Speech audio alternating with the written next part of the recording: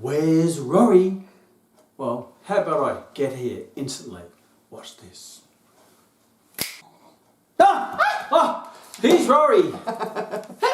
We are in your magnificent office, which says so much about you. This is my life in here. Well, when you look at this office, you have obviously your sporting achievements. You're a state bodybuilding champion, a 21 marathon, 3:42.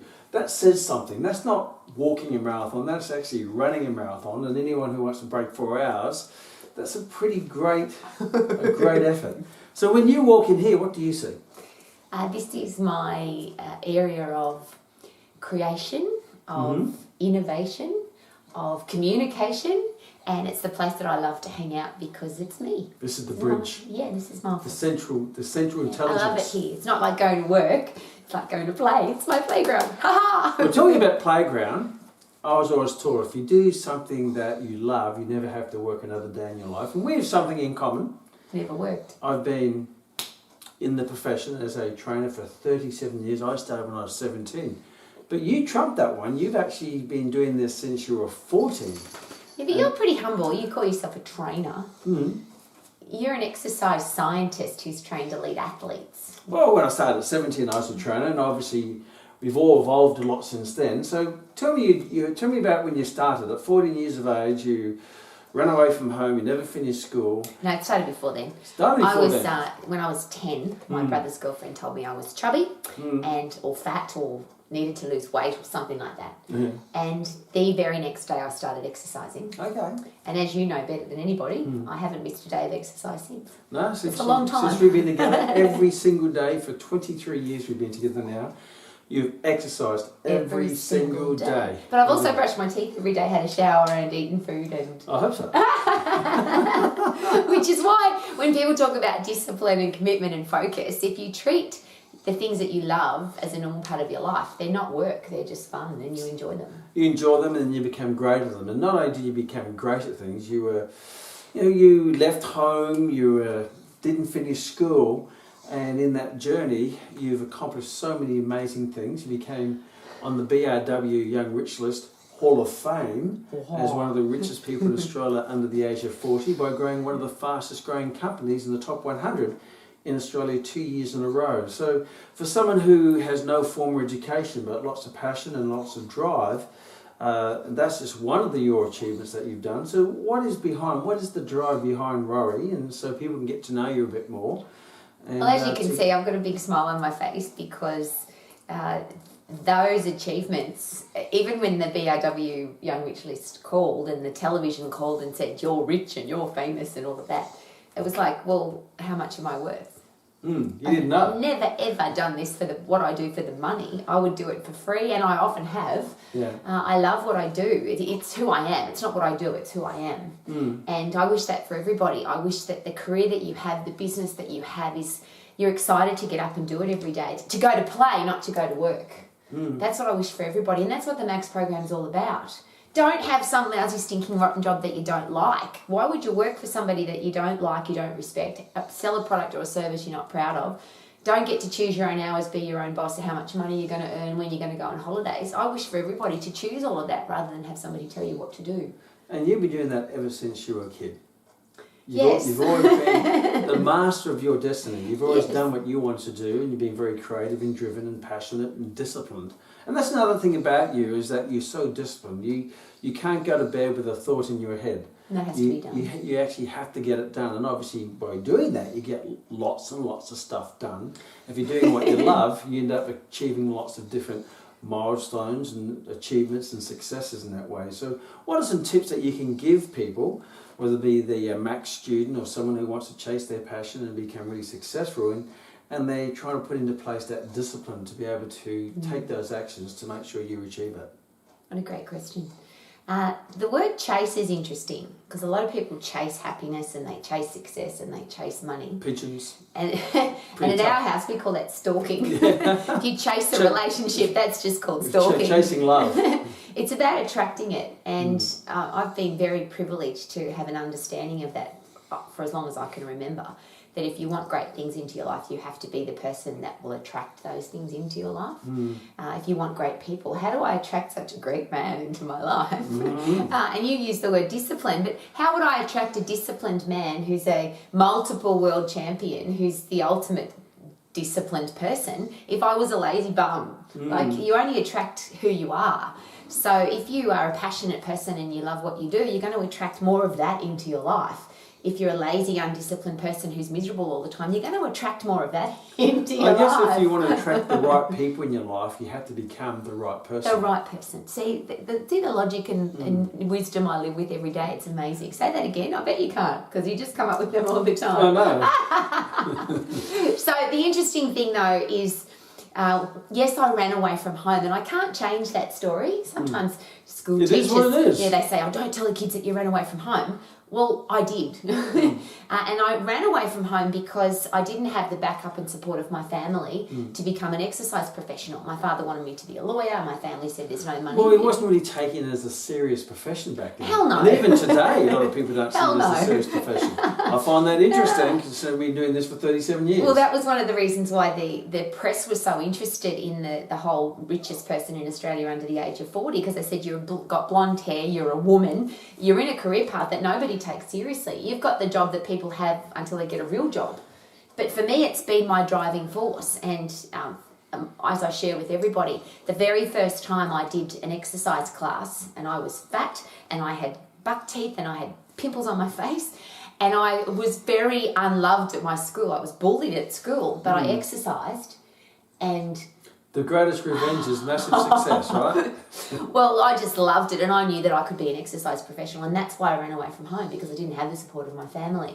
And that's where the business success comes in, and I can't explain it. I just want to share it. I had been teaching group exercise aerobics back then at my school. Yeah. And I went to a gym. I ran from Melbourne to Sydney. I caught the train and ran away from home. And I went to a gym. I found the best gym that I wanted to be associated with. And I said to them, don't pay me any money. Just give me $1 extra for every person that I bring to my class that wasn't already coming. So they got to lose. Exactly. And that was the thing. Oh, you can't work here, you're too young. And at the time I thought, well, I'm 15. Well, you can't.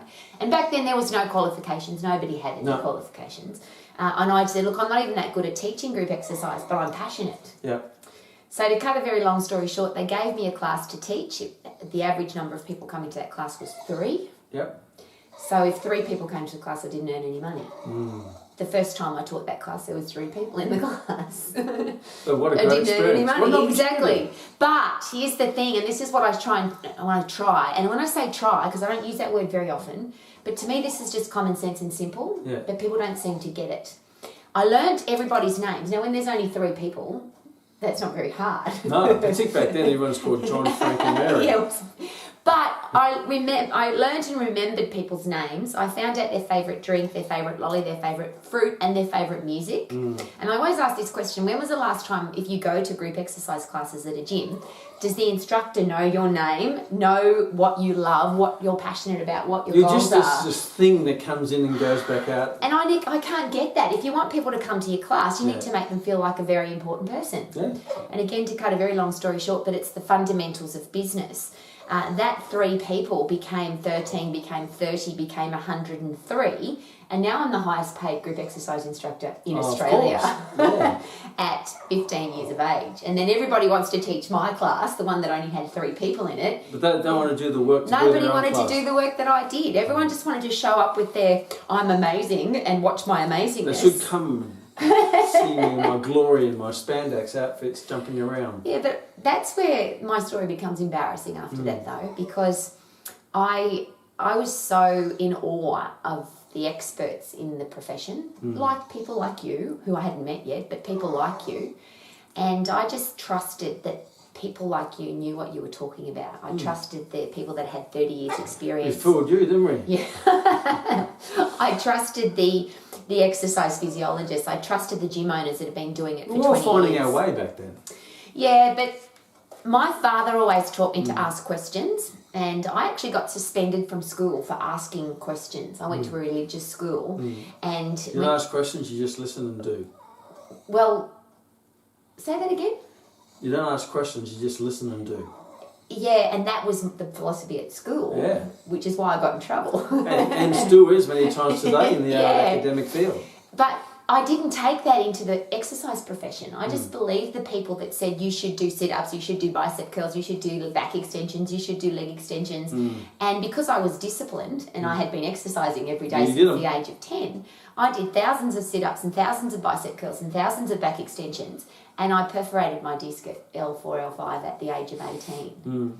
I'm just very privileged that the doctor that I went to sent me to an orthopaedic surgeon who used to, well, he doesn't anymore, but he used to look after the Parramatta Eels in Sydney, Australia.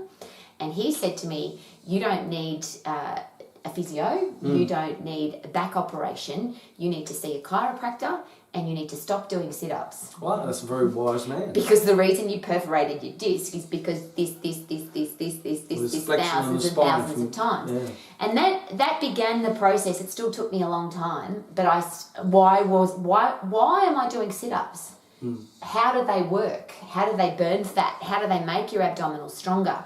And that's the journey that I began, and then I met you. It was a long journey from there, but I forgot to ask why and how are we doing these exercises? How are we doing this and how does it work? And when I started asking that again, and I'm asking everybody else to ask the same questions, don't just believe the exercise physiologists and the people with 30 years experience and the people that own a gym and the people that have got 30 clients or 50 clients as a personal trainer. Ask the question, why would I do that and how does it work? But even better, learn your anatomy and physiology. And how would you make it better? How can you do it better? What's the better alternative? And that you can probably see a little bit of fascination in my face, because that's what seems our profession has stopped doing, and that's why I got so excited when I met you. Because I was already on. My hair. It's such beautiful hair. I had hair then. And a lot of people ask, how did you and K-Man meet? And I was going to an exercise conference and very excited because I was doing safe, effective, I used to call it quality resistance training, which was do as many as you can, do big exercises to get big results, don't stop till you can't do any more. And my whole gym, and I was managing gyms at that stage. Quality resistance training. That's what it was called. And I had massive success with that at my gym, and we were profitable and people were training and getting great results from doing these short exercise programs. And I call it abbreviated training. And you called it abbreviated training, and you called it personal training. But why is the abbreviated word so long? Good question. Good question. So I got back then there was no internet, of course, and no computers. Snail mail. Yeah. So in the mail came a brochure for a conference on the Gold Coast, and a woman was presenting on exercise, abbreviated exercise, and her name was Kerry McAvoy. Wow. We'll look and check that there was no pictures, so Smart too. Yeah, and she had a master's degree and was she was training elite athletes and was working with the Australian Institute of Sport. And I thought, wow, I can't wait to meet this woman. I'm going to go to the Gold Coast conference just to meet this Kerry McAvoy. And you ended up marrying her. And remember, I walked into the conference room where you were presenting. Yes, where's Kerry? And I said, where's Kerry? And you went, I'm Kerry. You were at the front seat. I remember I was waiting for the group, the audience to come in. I came in first and sat down the front. You came in with purpose. Yeah. You walked straight down the middle and you sat in the front. Now everyone had voice in front. You went straight to the front because you wanted to get the information. Oh, I sit at the front because that's where the energy is. They all get the diluted version at the back. Yeah. And you sat down and says, where's Kerry? I said, I'm Kerry. And this look of disappointment. I just sat there in awe, if you remember. I know, once I started talking. But I had been applying all the science that you were now presenting. I had never heard the science before. I had heard the common sense. Just the common sense of which is not very common. Not sets and reps. It's muscles can't count, muscles are blind. Just keep going till you can't do any more. Don't do little exercises because you only get little results. Do big exercises to get big results. Do less better rather than more less. And I sat there just like, oh, wow, this really smart guy who's got a master's degree in exercise science is actually making sense. So you were way ahead of your time, and 99.9% of gyms and trainers... Probably now, they're still they're all doing still doing sit-ups and bicep curls and 3 sets of 10. But however, I had personal training studios. I was using abbreviated quality resistance training techniques with athletes and normal people. And elite athletes, Olympic athletes. And I had a studio and doing 160 sessions a week with 6 trainers working for me. You doing the same in a gym environment. Yeah. And everyone thought we were lunatics. Everyone thought the entire profession. They said, "Yeah, that can't work." Back then, it was. I didn't even know what personal training was, but what we were giving to the general public was 3 to 4 exercises with a warm up and a cool down and a stretch, and that took about 15 minutes. So, you saw what no one else saw, as I did, in their own unique way. You saw that 3 people in a class, and if I get paid $1, I can turn it into 100 people class. You saw the old way of training was long, tedious. And a stupid way of training. Nobody wants to train that hard unless you're a fanatic. Exactly. I wanted the general public to get healthy. What makes you different? And can someone acquire that sight or insight into looking for opportunities and see not what things are, but what they can be, or can they be better? Yeah, is that a natural thing that you have, or something? My dad taught me that. Yeah. And because my father's history is very unique, and he always said to me, "Don't believe what you hear. Don't believe somebody's qualifications." He questioned everything. Everything. He got thrown at Auschwitz concentration camp for questioning. He got thrown out of the Catholic Church into Auschwitz concentration camp in the Second World War because he asked questions. And that's why I'm so embarrassed, mind you learn from your embarrassment, that I didn't ask questions when I first came into the profession, which is why when you see me get up in the morning and all of my joints are broken in my body, I exercised for years and years doing stupid exercises because I didn't ask. And so to answer your question, my father originally taught me to ask why and how. Then you did. And not only was it ask why and how, but everything that I did came and forced me to answer the question, why would you do that and how does it work? Which is very confronting and very embarrassing if you call yourself an exercise professional and you don't know your anatomy and physiology. And the answer is because everyone else does. And that was the answer. That's what they taught. No, that's what they taught me in my course. And when I met you, I had done 9 exercise qualifications. Cool, yeah. Like I was fully qualified. I had 9 pieces of paper to prove it, but I had no answers to. None of the same. Came in and asked me questions about why do you do sit-ups, why do you do bicep curls, why are you doing 3 sets of 10, and there was no one had any answers to that, and I certainly didn't. I just got the common sense. The very first time I heard, why would you do 3 sets of 10 when your muscles can't count and they're blind? So that made sense to me. But then you came along with the physiology and the anatomy. And that's the point that I'm asking everybody to take on board. You asked me, how can you learn it? Well, all you've got to do is learn your anatomy and physiology. Yeah, just keep asking questions. But if you understand how the human body works, you would never give somebody a sit-up to do. It doesn't make any sense. There's no common sense, no logic, no physiology, no anatomy to say that that's a good exercise. And it's not just with that. Obviously that applies to your business side, because you didn't go and see a class with 3 people and says, well, this is not a very popular class. I don't want to teach It's obviously a bad time and it's not the good day of the week, and that's why there's only 3 people. Most people come up for all the excuses why there's only 3 people. However, you asked different questions. You didn't make statements about the situation. You asked questions that, here's an opportunity, how can I take advantage of it? How can I build the clientele? How can I make money out of it? And you've done that all your life. You've been not necessarily an entrepreneur, but an intrapreneur. Because an entrepreneur creates something out of nothing. An entrepreneur actually helps someone who created something out of nothing and helps them build it into a better version of itself, where you've worked in businesses and taken ownership of those businesses and grown them for other people. Would that be correct? And isn't that fun? Where I have never started a business. Never.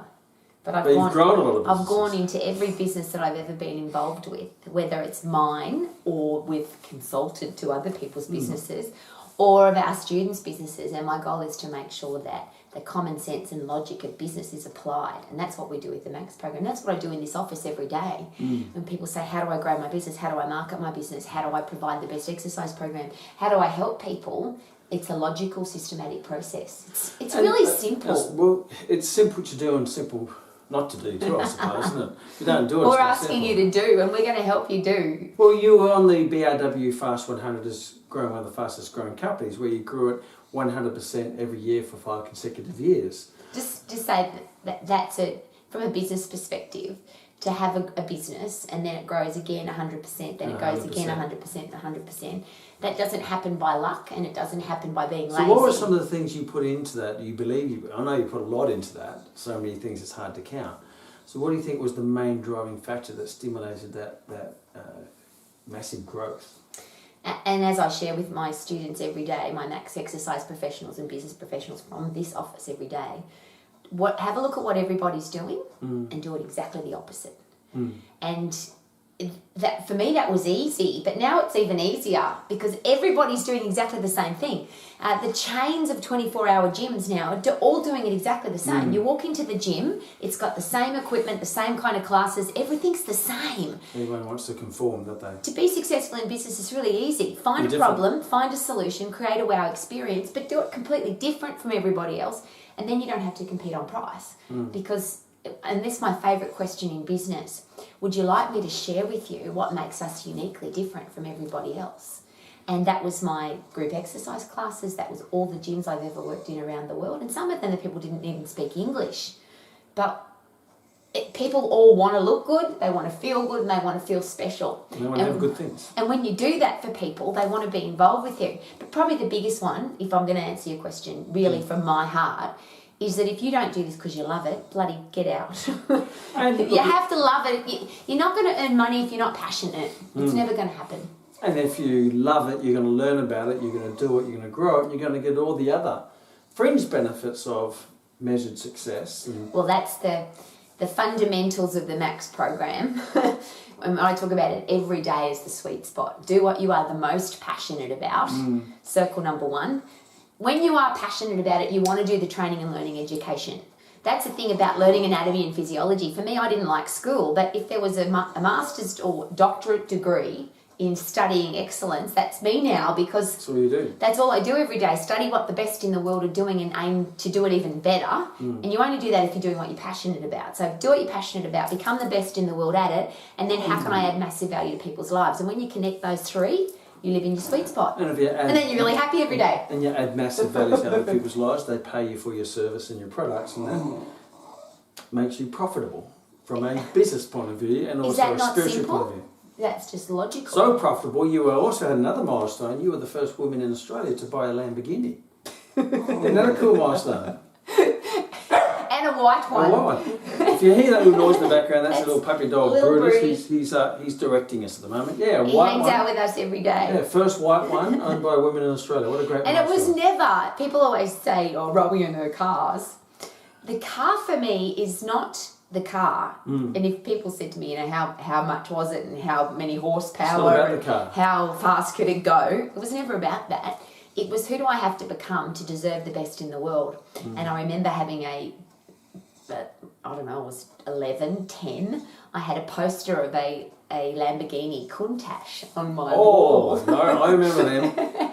And originally my father said to me, become the woman who can drive a BMW. And you listened. And I thought, no, I'll raise that bar. What's better than a BMW? Well, you did have a BMW on your way to the Lamborghini. Absolutely.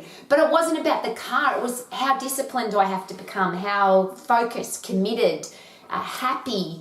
What do I have to do to be the person? And I'll go a step back. My father taught me that if you want the best, you have to be deserving of the best.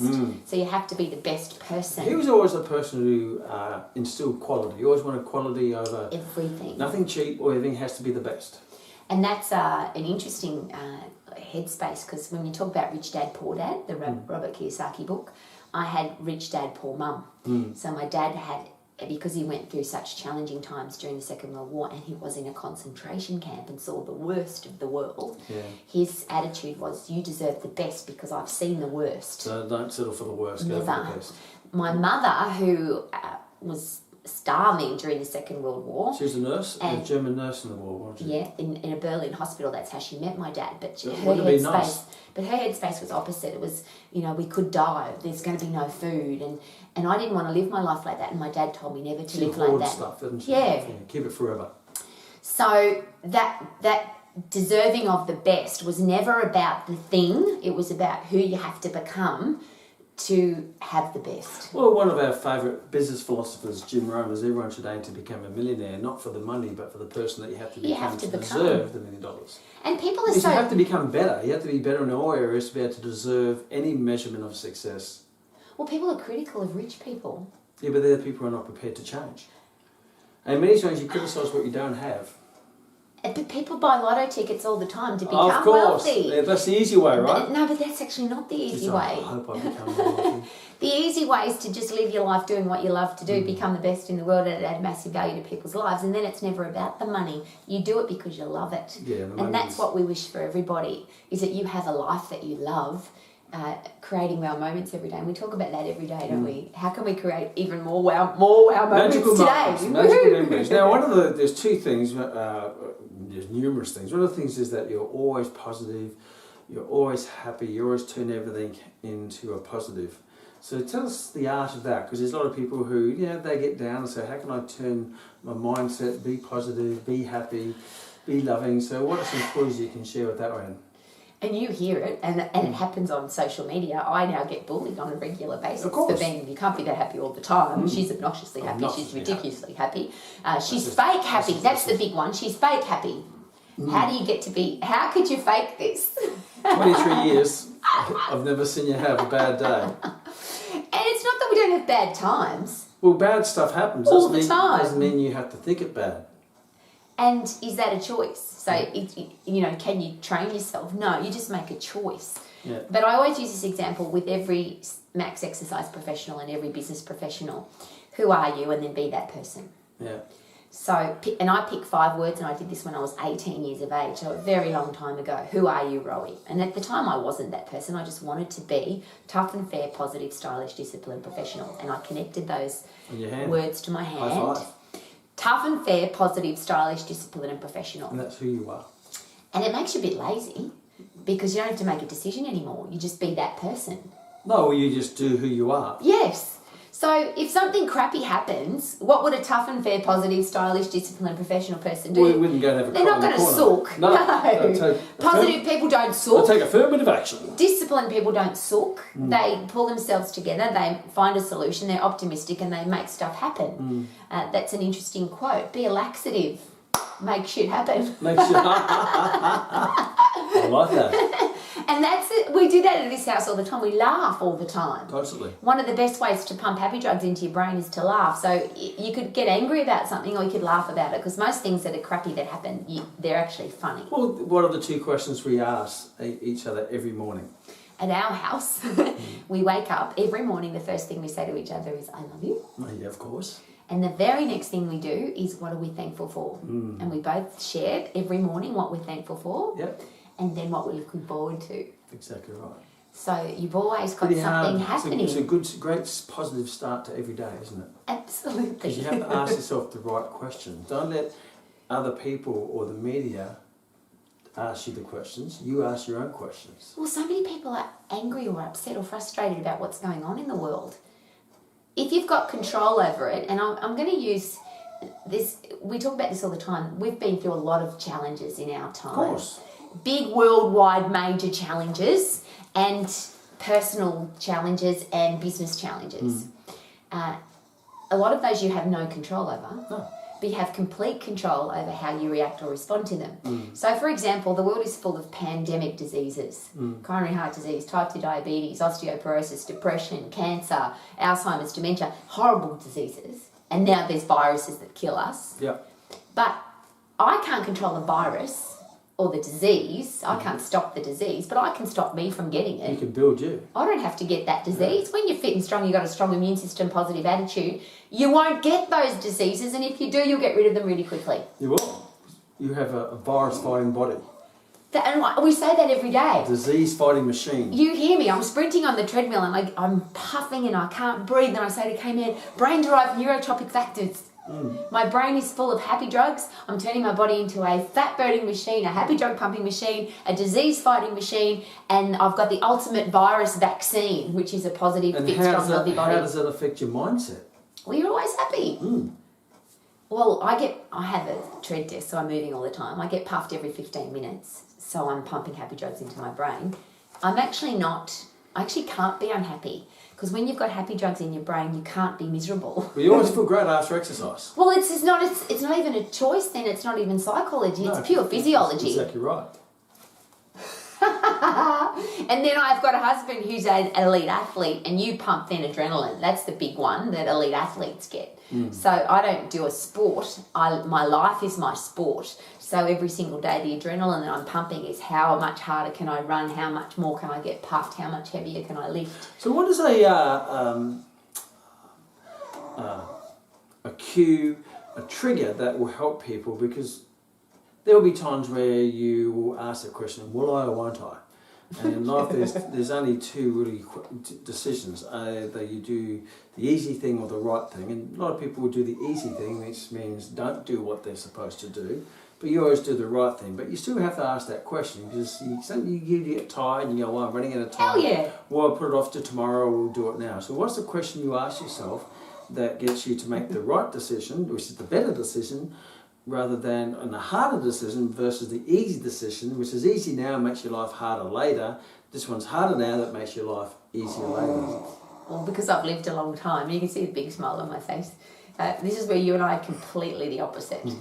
So K-Man will say, what will a world champion do? Or what will a winner do right now? It's a positive. If you don't feel like doing something.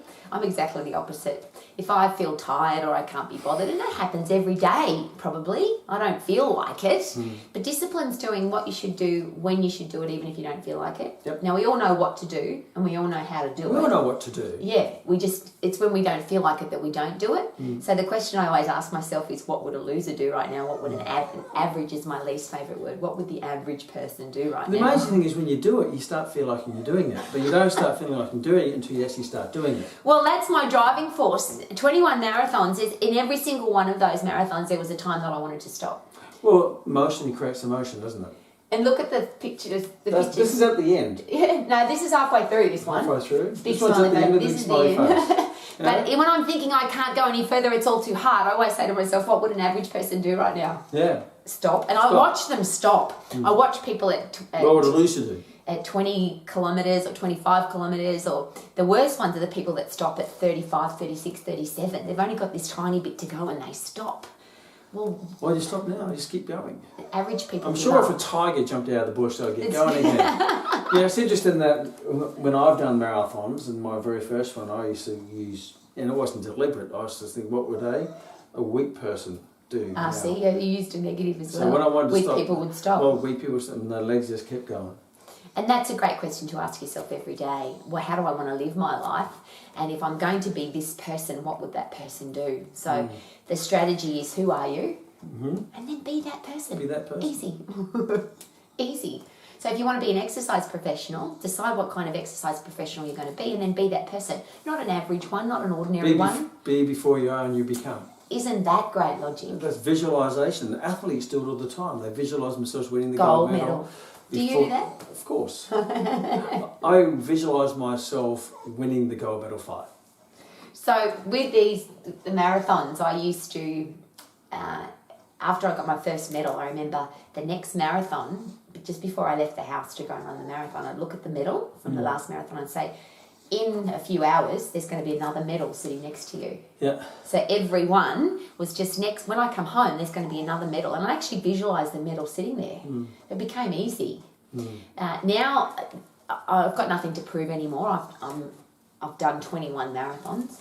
My goal now is to be 100 plus, healthy, fit, and strong. So my driving force every day is, okay, this is what you're capable of now.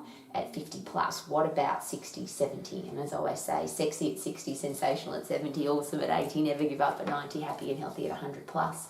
And I wish that for everybody. Quality of life, not just life, but actually living your life and loving it. If you look at the four main quadrants of life, that is important. Talk about them every day. Important in people's lives, and I'll do a little measure on you from the outside. The first one is health. Well, from a health, you're super fit, super healthy, marathon. Fitter and stronger than I've ever you're been. in your 50s and you're fitter than most teenagers. Yep. Wealth, well, you're wealthy and you've always been wealthy since taking that class from 3 to 100, earning 100 on No, the before class. that, I'll just quickly go back a step. Talk about entrepreneur. I started working when I was 10. and I went into a market stall business, and I was going to get paid $10 a day. Mm-hmm. And I said to Wendy, who was the lady that was employing me, who was going to give me $10 a day, I said, how about you go to another market, take all the money that you make from that market, leave me here, and I'll take 10% of what I earn. So an entrepreneur. I was earning $100, $200 a day when I was 10. So you've never been short of a coin, right? No. Money's never been a challenge, no. And then you have a look at your career. You've always done what you're absolutely passionate about, and you've been involved in businesses that you absolutely love. Never worked a day in my life because I love what I do. And from a relationship point of view, you're with your soulmate, and well over the caveman. But you've always had great relationships, right? And you've never accepted second best in every area of your life. A joke my mother, well, for me it was a joke. Because I've been married before and engaged, and then I married you. They're the big relationships I've had in my life. And my mother said to me, what's with this marriage and getting engaged? And I said, Mum, shouldn't you be proud of a daughter who the men that come into my life want to marry me? So true. Not just hang out for a couple of years, get a free rent and move on. You either know or you don't know, right? Yeah.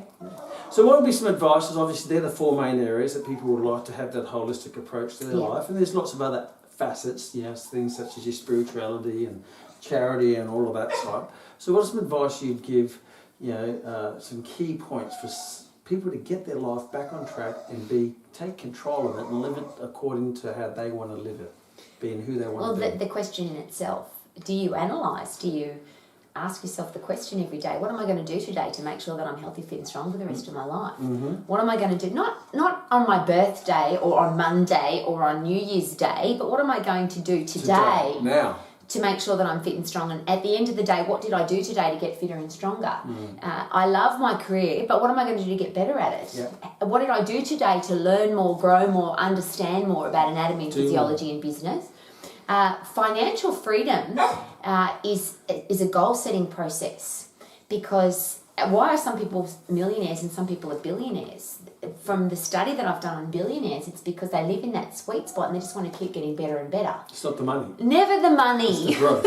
And if you have a look at the top well-known billionaires in the world, they're all still working in their 60, 70, 80 years of age. They don't have to work for the money. They just do it because they love it. They didn't start for the money. They don't stop for the money. So there's a great question. Rather than the money, ask yourself, am I doing what I love and would I do it for free?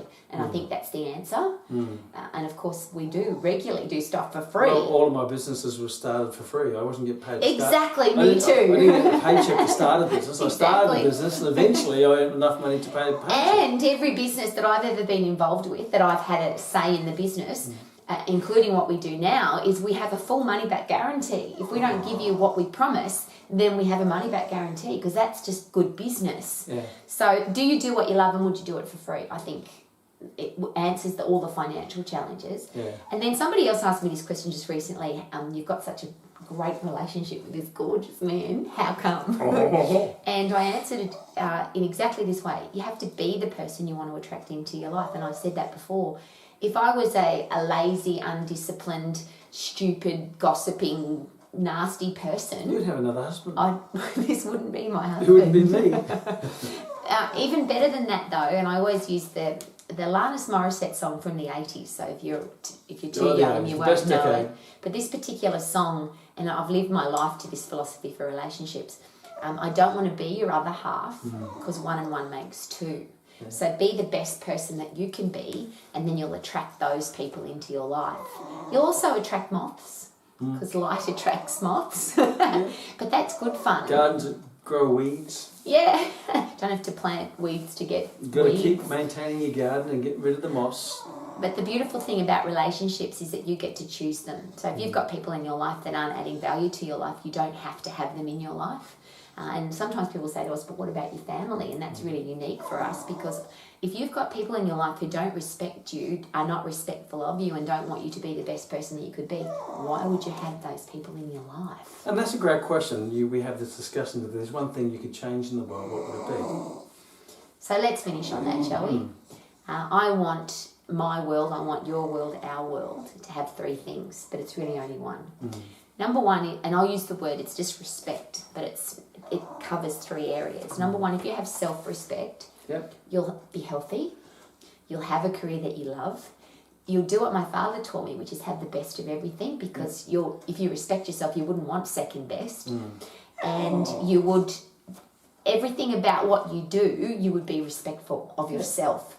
You would respect other people. So we wouldn't have racism, we wouldn't have sexism, we wouldn't have discrimination, we wouldn't have wars, we wouldn't have any challenges, because we would respect the people. Wouldn't have bullying. That wouldn't happen, because we would respect other people.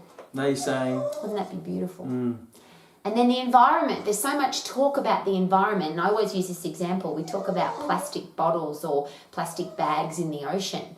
But humans put them there. Disrespectful humans draw on other people's buildings. Disrespectful people put their rubbish on the ground. Disrespectful people throw stuff into the ocean. If we were respectful of our environment, then we wouldn't have any of those challenges.